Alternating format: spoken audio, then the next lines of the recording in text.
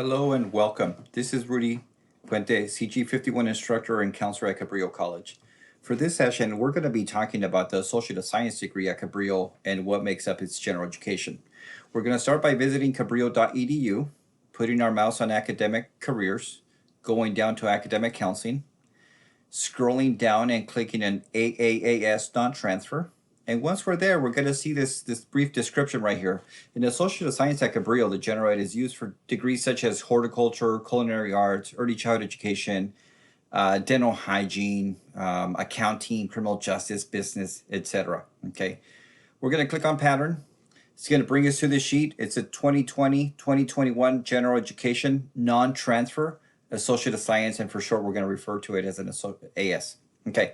So what are a few things to keep in mind is that the degree requires that a student have a 2.0 GPA in order to be able to graduate. Okay, it's made up of 60 units. Now keep in mind that some majors require more than 60 units. Okay, and every unit that we use in here has to be numbered of course 1 through 199.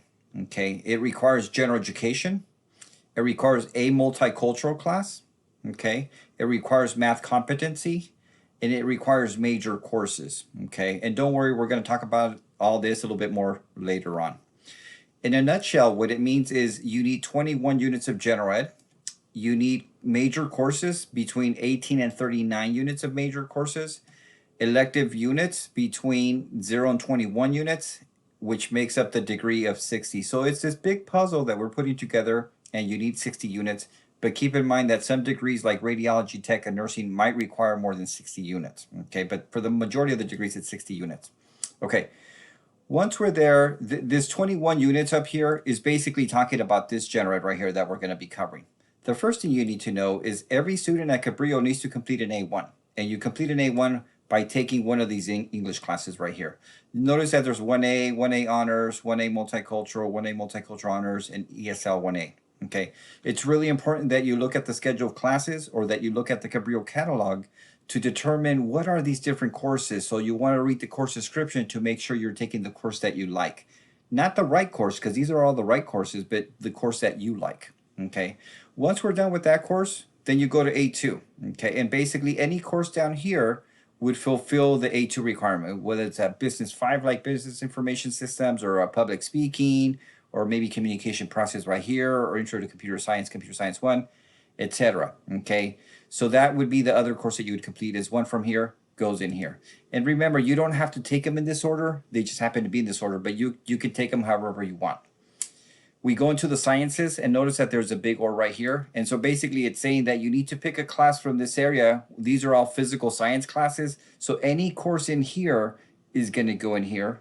And if you don't like any of the physical science classes after looking at the course descriptions on the catalog or the schedule of classes, then that's fine. You can go on to the B2 and see if you like any of the life forms down here. And if you like any of these courses would go in here. And remember, you need a B1 or you need a B2 to fulfill this requirement. We go on to the third one.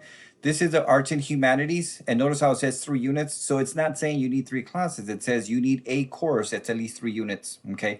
Most of these courses are 3 units long. Some of these courses are worth 5 units. For example, the foreign languages, like American Sign Language 1 is 5 units, okay? But the majority of these are 3 units.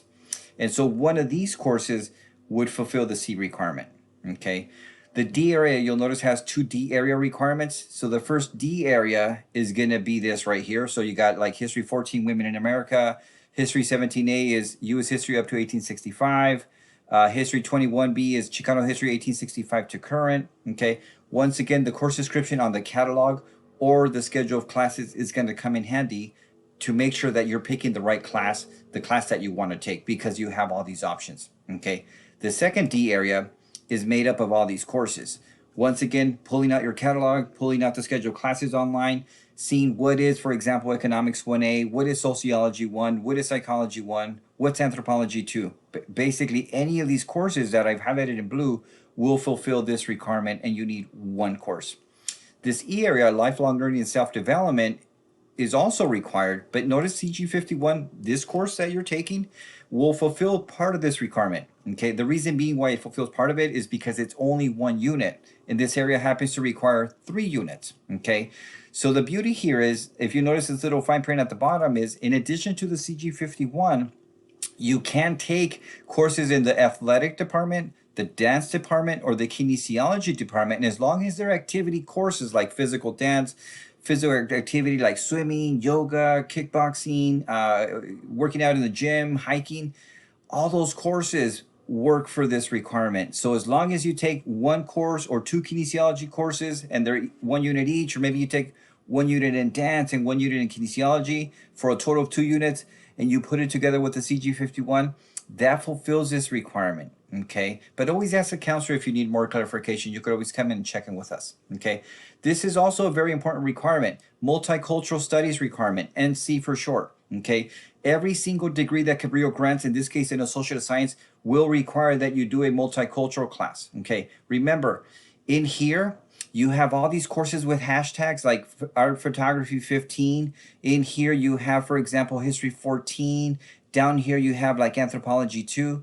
Basically, in this area right here, if you can fulfill or take any course in here that has a little hashtag, I'm going to use it twice. For example, if you took Women in America, History 14, I'm going to use that History 14 right here, and I'm going to use it down here. Or maybe you take Sociology 2, and I'm going to use Sociology 2 in here, and I'm going to use it down here. Okay, so we can double count that course. Okay.